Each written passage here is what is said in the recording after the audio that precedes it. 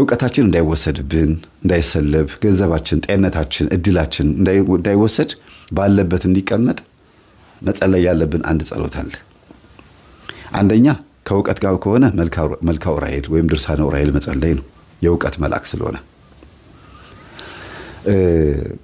የዕውቀት መልአክ ነው ስንል ዝም ብሎ አይደለም። ልጆቻችሁ ትምህርት ቤት ፈተና በሚበዛባቸው ሰዓት በሚጨነቁ ሰዓት ዑራኤል ቤተክርስቲያን ሄደው እንዲጠመቁ ምንም እንኳን ቅዱስ ቁርባኑ የክርስቶስ ቢሆንም ዑራኤል ቤተክርስቲያን ሄደው አስቀድሰው ቆርበው ቅዳሴ ጸበል ሊጠጡ ማድረግ ከዕውቀት ጋር የተገናኘ ማንኛውም አይነት ነገር ሲያነቡ ምንም ሲሉ የዑራኤልን ጸበል እየጠጡ እቤታቸው ላይ ያርጉ የተጠመቁ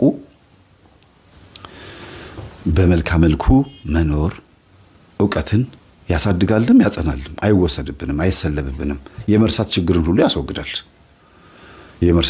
ያስወግዳል። በርሜል ቅዱስ ጊዮርጊስ በዚህ አጋጣሚ ልናገር ፈልገው የአእምሮ ዝግመት ችግር ያለባቸው የሚጥል በሽታ ያለባቸው ሰዎች ሄደው ቢጠመቁ መልካም ነው። ብዙ ሰው ሲድን አይቻለሁ። ይሄን እንደ ምስክርነት ለምሰጠው በጣም ብዙ ሰው እንደ አንድ መረጃም ጨምር ነው። እሺ ሌላው ሀብት ንብረቶቻችሁ እየወደሙ እየተሰለበባችሁ ልክ እንደ ዕውቀት እየጠፋባችሁ ከሆነ ሀብት ንብረቶቻችሁ ልጆችም ጭምር ማለት ነው መልካ ሩፋኤል ነው የሚጸልየው። መልካ ሩፋኤል በቃ በእርግጥ አባካኝ ሆነን እኛ ገንዘቡን እንደፈለግን እየመዘዝን ሰይጣን አባከነብኝ ማለት የለብንም። ግን ምኞቶቻችንና ፍላጎቶቻችንን ሰብስበን መቀመጥ የምንችለው መልካም መልኩን ስንጸልይ ነው። በየቀኑ ጣፋጭ የሚበላ በየቀኑ ልብስ የሚገዛ በየቀኑ በየጊዜው በየሳምንቱ አዳዲስ ልብሶችን የምትገዛ ወይም ደግሞ ሁሉ አማረሽን ገበያ አታውጣት አይነት ነገር ከሆነ ያን ስሜት የሚያመጣው መንፈስ በመልካም መልኩ ነው የምንመታው። በድርሳኑ ነው የምንመታው። የሩፋኤልን ጸበል በመጠጣት ነው። ለሁሉ መላእክቶች የራሳቸው የተሰጣቸው ነገር አለ። ጤንነታችሁም ጭምር ማለት ነው። ሌላው የዛር መንፈስ ብዙ ጊዜ ግብር እያስገበረ ካስቸገረ ለምሳሌ ደም እያስደማ በፔሪየድ ሊሆን ይችላል። ወንዶች ደም እያስቀመጣቸው ሊሆን ይችላል። ነስር እየነሰራቸው ሊሆን ይችላል። እየተደባደባችሁ ደማችሁ እየፈሰሰ ሊሆን ይችላል። እንደገና ደግሞ ቁስል እያመጣ ከክበከክ እያረገ ህመም እያመጣ ግብሩን የሚፈልግ የቤተሰብ የዛር መንፈስ አለ። ብዙ ጊዜ በሽታ የለዋወጠ ቤት ውስጥ የሚያንከባለል ሊቀ መላእክት ቅዱስ ገብርኤልን ጥሩት። መልካም መልኩን ጸልዩ፣ ድርሳኑን ጸልዩ፣ ጸበሉን ተጠመቁ። ይሄ በድርሳን ነው በመጽሐፈ ሄኖክ ላይ ስልጣን ተሰጥቶታል። ለሁሉ መላእክት ስልጣን ተሰጥቷቸዋል። በእባቡ ላይና በጊንጡ ላይ ማለት በዛሩ ላይ ሾም ያለው ተብሎ የተባለው ማን ነው? ቅዱስ። ሁሉም እኮ ዛሩ ያባርራሉ፣ ግን ይሄ ስልጣን ድርሻ አለው የየራሳቸውና ቃልቻውን ይሄ ጨሌ ምናምን የሚባለው ነገር በሙሉ ብትንትኑን የሚያወጣው ቅዱስ ገብርኤል ነው። ቅዱስ ሚካኤል ደግሞ ትዳር ላይ መጥቶ የሚበጠብጠውን ሰላም እንዳይኖር ከተማን የሚበጠብጠውን ፍቅር እንዳይኖር እርጋታ እንዳይኖር ሁከት የሚያመጣውን እንዲሁም ደግሞ ከስሩ ያሉትን ገብርኤልን ሚካኤልን ሩፋኤልን እየላከ ችግሮቻችንን የሚያስወግድልን ቅዱስ ሚካኤል ነው። የገዳማውያን አባቶቻችንን የመናንያንን የመነኮሳትን ስጋ ፍትወት ሲመጣባቸው ስክንም ያረግላቸው የሚያበርድላቸው በስግደት በጾም በጸሎት እንዲበረቱ ሰዓቱን ጠብቀው ተነስተው እየቀሰቀሰ 9 ሰዓት ላይ እንዲጸልዩ የሚያደርግ ሌሊቱን ሙሉ በጸሎት እንዲተጉ በገዳም የመጽናት የመታገስ አንድ ነገር የመቻል የመቋቋም ቻሌንጅ የማድረግ ስልጣን የሚሰጥ ቅዱስ ሚካኤል ነው። በጣም በጣም ታጋሽ ግን ዝም ይላል። ሚካኤል አርመመ ወገብርኤል ተደመነ የሚለው ወረቡ ራሱ ሲወርቡ አባቶቻችን ሚካኤል ታገሰ ዝም ማለት ጸጥ አለ። አርመሞ ማለት ዝምታ ማለት ነው። ገብርኤል ግን ተገረመ ሲል ምን ማለት ነው? እንዴት የፈጠራቸውን አምላካቸውን ይሰቅላሉ ብሎ ሰይፉን ከሰማይ ወረወረ ነው የሚለው። የቤተ መቅደስ መጋረጃ ለሁለት ተከፈለ ከሚለው ጋር ማለት ነው ሲያያዝ ምንድነው የሚካኤል ትልቁ በቃ በጣም ለየት ያለ ባህሪው መልአካዊ እርዳታው ለኛ መልአካዊ እርዳታው ጸባይኛ ያደርጋል። በጣም ትህትና ያላቸው ሰዎች ብዙ ጊዜ ከቅዱስ ሚካኤል በረከት አግኝተዋል። በተክሊል ተጋብተውም የሚበጣበጡ ባለትዳሮች ካሉ ጸልዩላቸው በመልክአ ሚካኤልና በድርሳነ ሚካኤል። በቁርባን ተጋብተው በተክሊል ተጋብተው ቤት ውስጥ ብጥብጥ የሚያደርጋችሁ ሰው ካለ ያወቃችሁትም ሰው ይኖር ያላወቃችሁትም ሰው ይኖር አጋልጥም በሉት።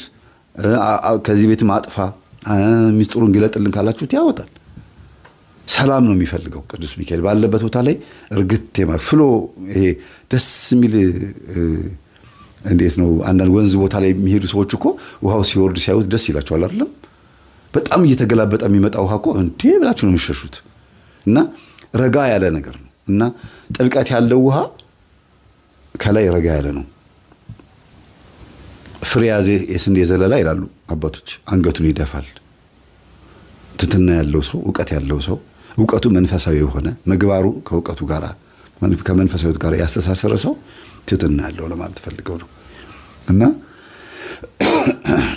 ብዙ ጊዜ እንደዚህ አይነት ነገር ካጋጠማችሁ መልክአ ሚካኤል ጸልዩ፣ ከቅዱስ ሚካኤል ጋር ተቀራረቡ። የመቅበዝበዝ የመጨነቅ ዝም ብሎ የመፍራት ማታ ማታ የመባተት ካለ መልክአ ሚካኤል ጸልዩ ወይም ድርሳነ ሚካኤል ጸልዩ። እንደገና ደግሞ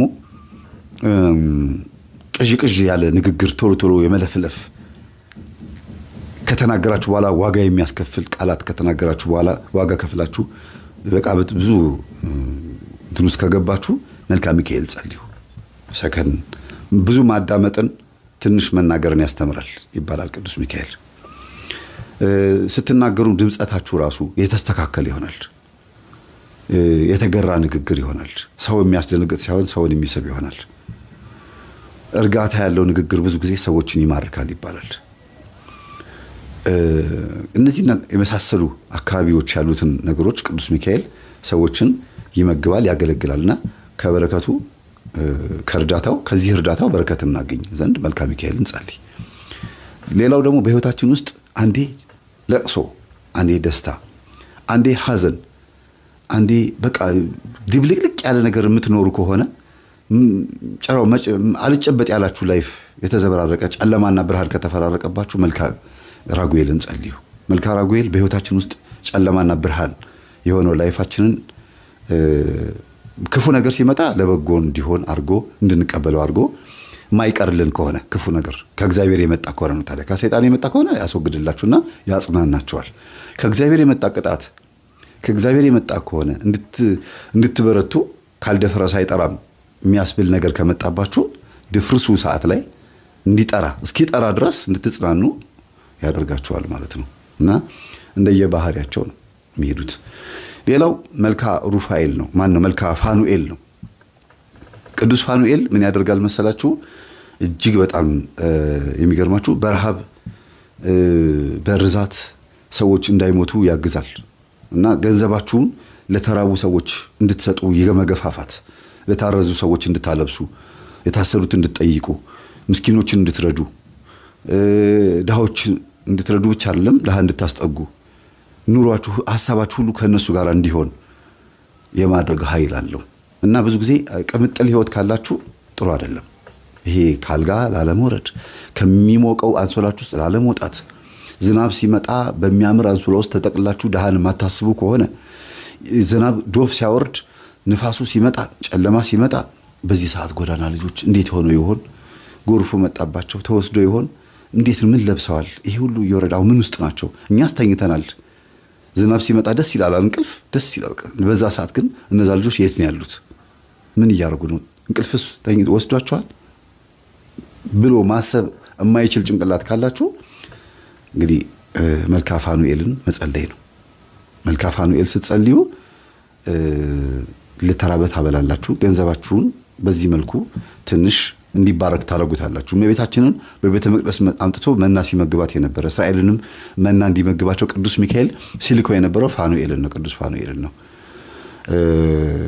ከዚህ ከምግብ ጋር በተገናኘ ብቻ ሳይሆን የነፍስንም ምግብ ራሱ የነፍሳችን ምግብ እንድንበላ ለቅዱስ ቁርባን እንድንበቃ ሁሉ የመገፋፋት ኃይልም አለው ቅዱስ ፋኑኤል። ቅዱስ ሳቁኤልና ቅዱስ አፍኒን ደግሞ የሚባሉ ሁለት መላእክቶች አሉ። ብዙ ሰው ማያውቃቸው፣ ስዕላቸውን ብዙም አታውቋቸውም። አንድ ሰዓሊ ሲስላቸው አይቻለሁ፣ ቅዱስ ሳቁኤልና ቅዱስ አፍኒንን። እነዚህ ደግሞ ከድንገተኛ አደጋ ያድናሉ። መኪና ሲገለበጥ፣ የተወረወረ ዕቃ ሲመጣ፣ የሆነ ነገር ብቻ ድንገተኛ የሚባሉ አደጋዎች ሲመጡ የማትረፍ የማዳን ከሞት የማዳን ስልጣን ተሰጥቷቸዋል። ያለ ቀናችን እንዳንሞት፣ ሞተንም ከሆነ ነፍሳችን ከስጋችን ሳትለይ በአልጋ ላይ ማቀቅን ምንም አለም እንድንተርፍ የማድረግ ከድንገተኛ ነገር ብዙ ሰዎች ተረፉ ይባላል። ህፃናት ራሱ መኪና ተገልብጦ አዋቂ ሞቶ ህፃናት ይተርፋሉ። ቀናችሁ ሳይሆን እንዳትሞቱ ከእግዚአብሔር ጋር በተሰጣቸው ስልጣን ከአጋንንት እጅ ነጥቀውም ወደ ነፍሳችሁ ወደ ስጋችሁ ነፍሳችሁን የመመለስ ስልጣን አላቸው።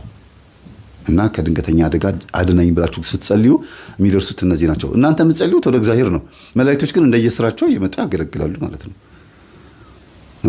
መስሪያ ቤት ለምሳሌ ስራ አስኪያጁ ድርጅቱን የከፈተው ጨርቃ ጨርቅ ፋብሪካ ከሆነ ድርጅቱ የሰራው ጨርቃ ጨርቅ ፋብሪካ ልብሱን የምትገዙት ከስራ አስኪያጁ አይደለም። ስራ አስኪያጁ ድርጅቱን የሚያስተዳድረው እንደ ስራ አስኪያጅነቱ ዋና ስራዎችን ነው። ከስር ግን ዲስፕሌይ ይኖራል፣ ሰርቶ ማሳያ ሱቅ ይኖራል፣ ከዛ ጨርቁን የሚቆራርጥ ይኖራል፣ የሚያጠብ ይኖራል፣ ምናምን ማሽን የሚጠግን ይኖራል። እያንዳንዱ ነገር የሚሰራ የፋብሪካውንም ስራ የሚሰራ አለ። ከዛ ልብሱ ከተመረተ በኋላ ወደ ህዝብ ደግሞ የሚያደርስም አለ። ልክ እንደዛ መላእክቶችም ከእግዚአብሔር የእግዚአብሔር እንደራሴ ስለሆኑ እግዚአብሔር ምን እንደሚያስብ ምን እንደሚፈልግ ለሰው ባለው መጠን እና ለመላእክት ባላቸው የፍጡርነት መጠናቸው ልክ ይረዱታልና መጥተው ያግዙናል። አንዳንድ ጊዜ እግዚአብሔር ሳያዛቸውም የእግዚአብሔር እንደራሴ ሆነው ሰርተው ይሄዳሉ። ለምን? ቅንዓትም ስለሆነ ነው። እግዚአብሔር ሲሰደብ፣ እግዚአብሔር ሲወቀስ ወይም ቤተ መቅደሱ ሲቆሽሽ ማየት ስለማይፈልጉ ቀጥተው የሚመለሱበት ጊዜ አለ። ነብዩ ዘካርያስን ታውቁታላችሁ። ማን ነው? ካህኑ ዘካርያስ የመጥምቁ ዮሐንስ አባት ማለት ነው። ወንድ ልጅ ትወልዳለህ፣ ኤልሳቤጥ ሚስትህም ትወልዳለች ሲለው ጊዜ አላምን ሲል አንደበቱን ዘጋው ይላል። አንደበቱን ዘጋው አልተባለም፣ ሂድና አብስሮን የተባለው ግን አንደበቱን ዘግቶ ይሄን እስክታይ ድረስ አንደበት ይዘጋል፣ ልጁ ሲወለድ አንደበት ይከፈታል ብሎት ነበር። ተከፈተ። ስለዚህ ሊያበስር መጥቶ በዛውም የራሱን ስራ ሰርቶ የሚሄድበትም ጊዜ አለ። የግዴታ እግዚአብሔር ያዘዘው ብቻ አይደለም የሚሰራው።